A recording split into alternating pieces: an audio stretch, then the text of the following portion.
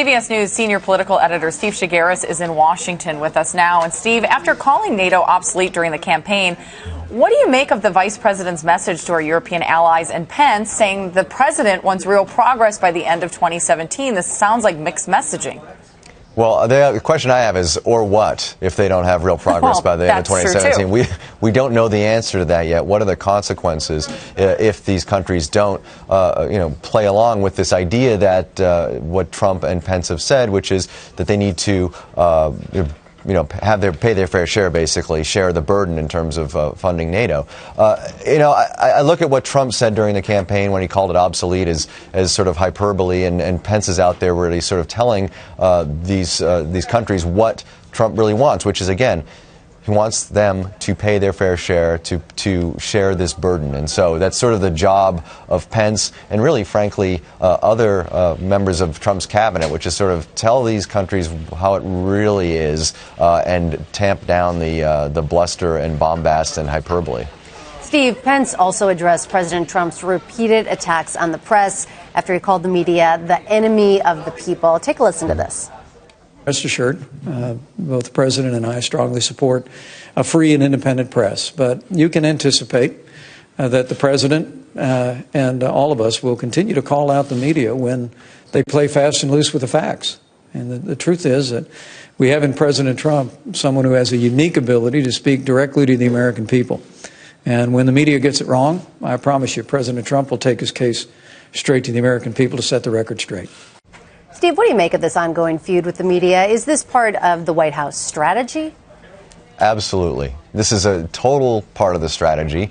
They understand that Americans aren't in love with the institution that is the media, journalists, the reporting that we're doing, and they are playing this up. And what it is, frankly, is a distraction, I think, or at least trying to make a distraction from the things that aren't working so well for the administration right now. You mentioned it's a rocky start, rocky first month for this administration. They had that bungled rollout of the travel ban. They're having trouble figuring out how to repeal Obamacare and what to do after that. They're having trouble in terms of getting a tax package through Congress. They're discussing all this discussion of Russian meddling and the connections to the Trump administration. These are things we're talking less about if we're talking about a feud between the media and Trump. So they're happy to fan the flames and talk about fake news and watch as journalists and media react to that, because, again, it's a distraction from the negative things that are happening within the administration right now. Well, one of the other issues they've had, Steve,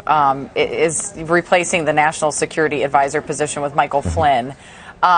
He discussed this, too, within that press conference as well. It's the first time we've heard from the vice president since this all happened, saying that he was disappointed to learn that some of what was said to him was not truthful and that this whole situation kind of unfolded. But he supported the president. President, of course, now searching for a new national security advisor. What do you know about where the president stands? We know that there were 4 people who have either met or plan to meet with the president. But couldn't this search get much larger?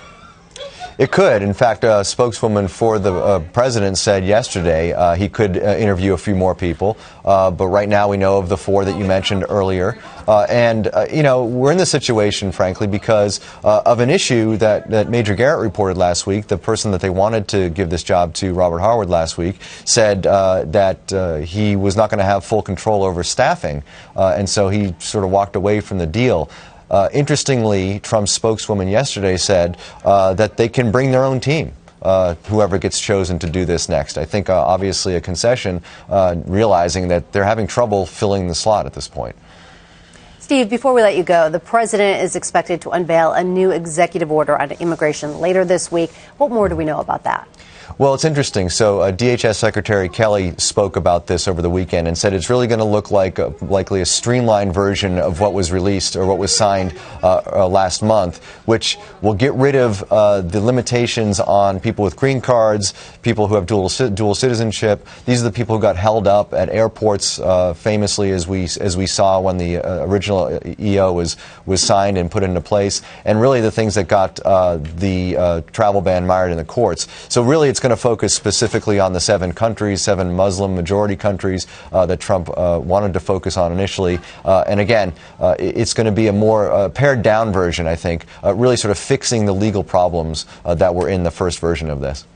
We could hear about that as soon as today. Steve Chaggaris in Washington, thanks so much for joining us. Thanks.